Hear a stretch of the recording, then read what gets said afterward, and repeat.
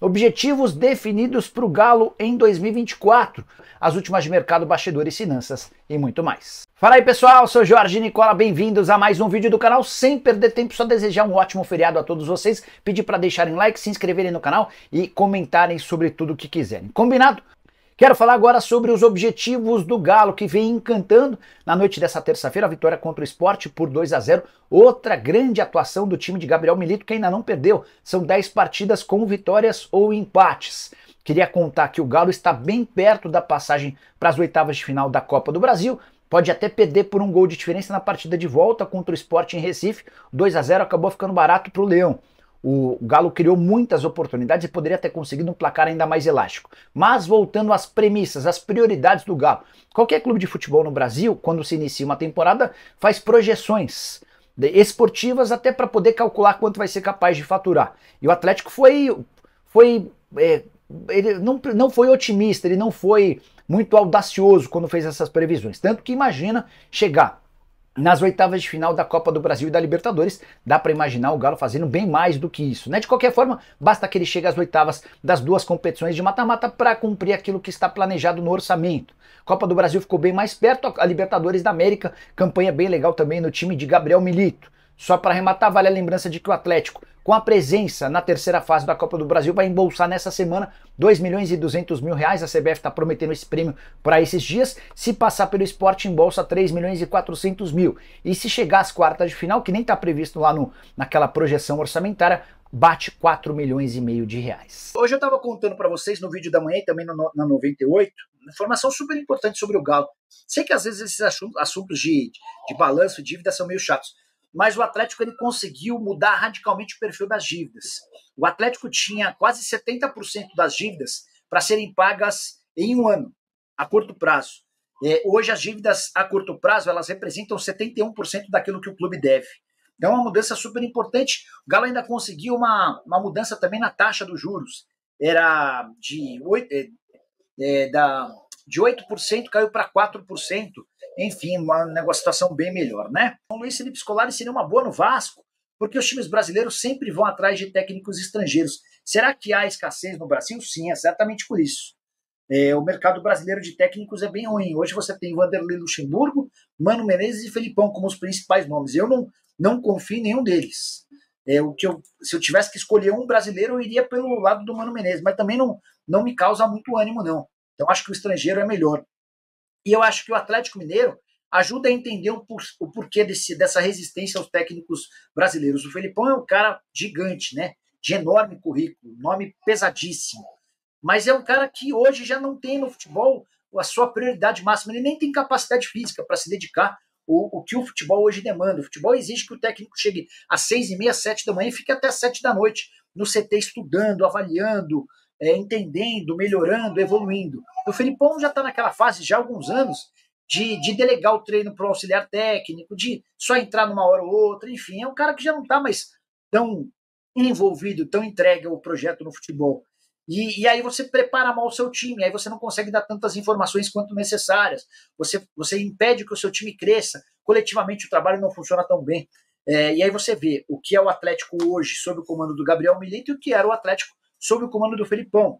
E aí, dois jogadores exemplificam bem essa mudança.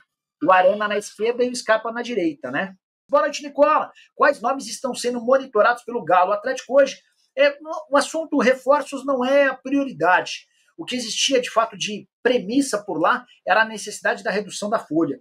O Atlético tem sido, os caras do futebol têm sido muito cobrados pelo Rubens Menin, pelo Rafael Menin, para que a folha diminua, para que o Atlético seja um time capaz de se autossustentar, sem ficar dependendo de investimento de acionistas. Então, antes de falar em reforços, o pessoal do Galo queria enxugar a folha. Foi nesse contexto que o Patrick e o Edenilson foram embora. O Atlético até busca um zagueiro, mas não espere por muitos reforços não, tá? Santos tem interesse no Allan Kardec, alguma chance. Leonardo, tanto uma quanto outra negociação só para julho. Eu conversei com o pai do Allan Kardec alguns dias atrás, e o pai do Allan Kardec me contou que teve uma proposta de time grande, mas o negócio não aconteceu para essa janela de abril e deve ficar para julho. O Kardec ganha 600 mil por mês, talvez esse seja o maior problema para ele se mudar para o Santos. A folha no Santos hoje tem como teto 350 mil. Quais os principais méritos desse cara, do Gabriel Milito, nesse novo momento do Atlético, nessa transformação do Atlético, Nath? Acho que primeiro entender que o Atlético tinha qualidade o suficiente para ser uma equipe protagonista, né? E não subestimar a qualidade que ele tinha nas mãos. O sonho de qualquer treinador é justamente ter um elenco repleto de boas peças, de boas alternativas, de jogadores de alto nível, com alta capacidade de decisão.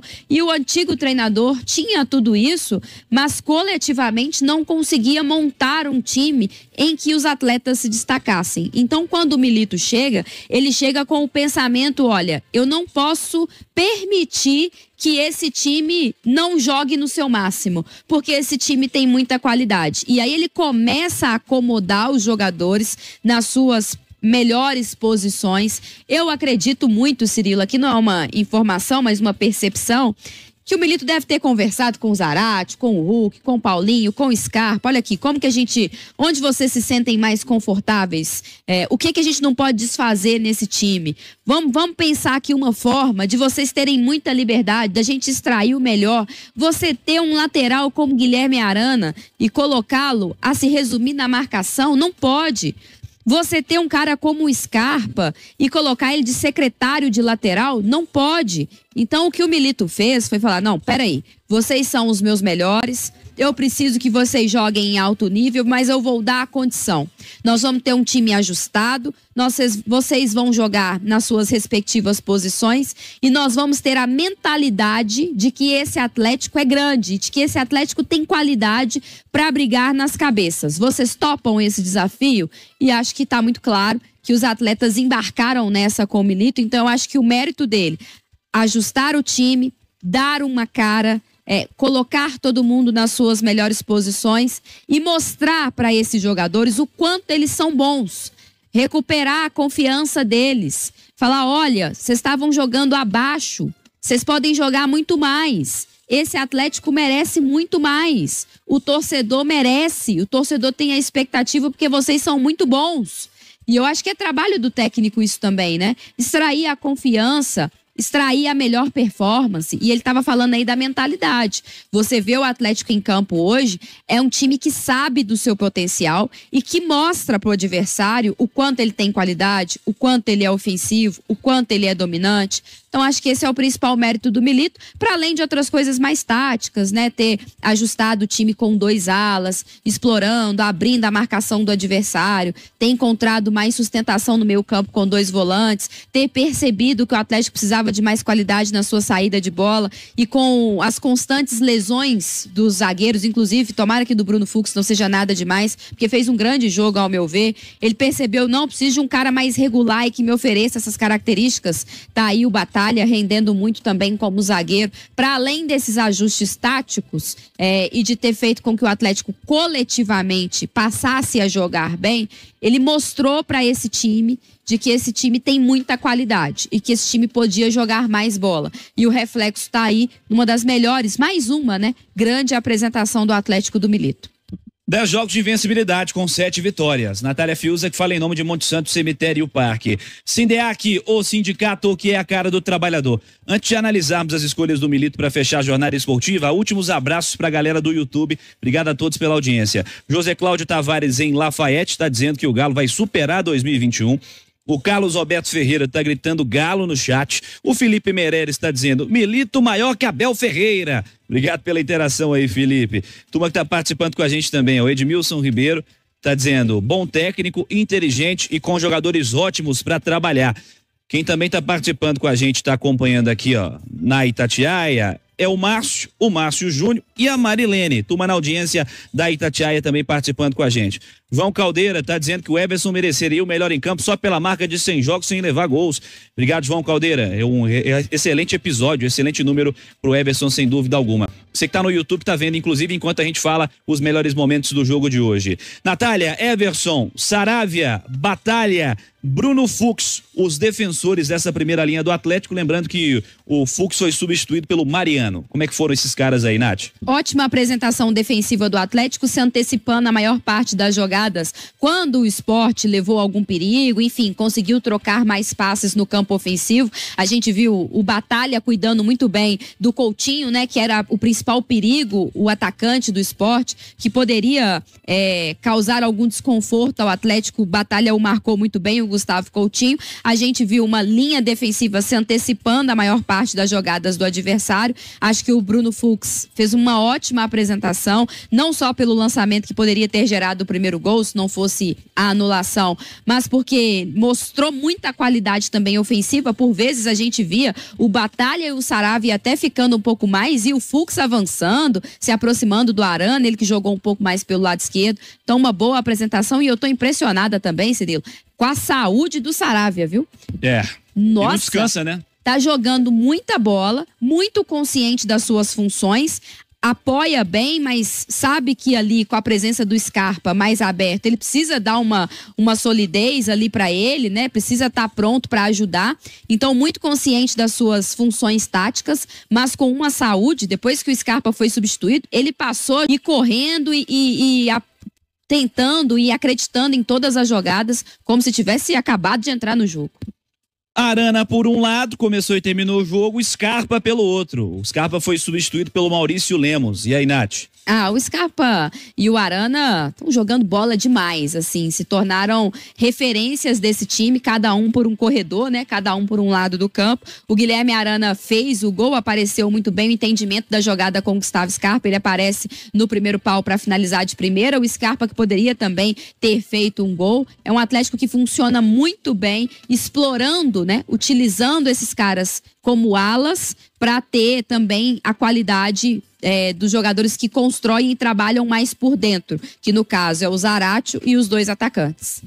Otávio, começou e terminou o jogo. Bom, Otávio, hein? Alan Franco, sequência pra ele. Depois Pedrinho, Zaratio, depois Vargas, meio-campistas do Galo. Pois é, acho que o Otávio e o Alan Franco, mais um jogo super seguro.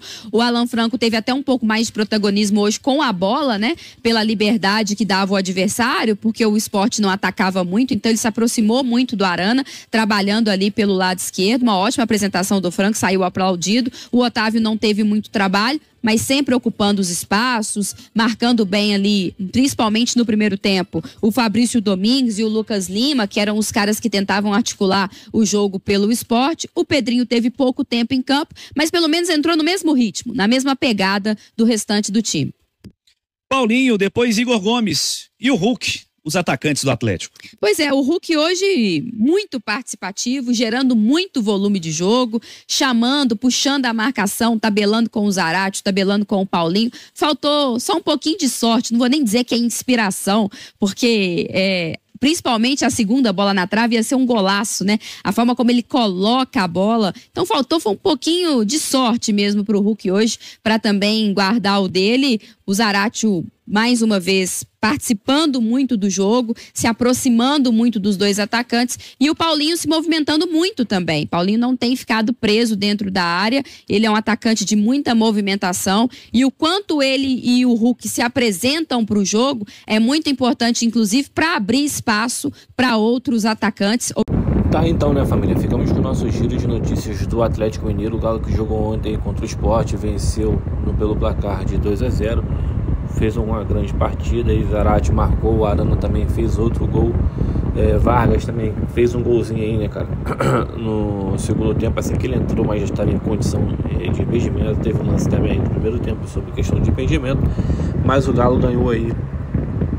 Assim como eu já tinha falado ontem, que era certa a vitória do Galo. O Galo tá muito forte, tá? Milito tá colocando o Galo nos eixos.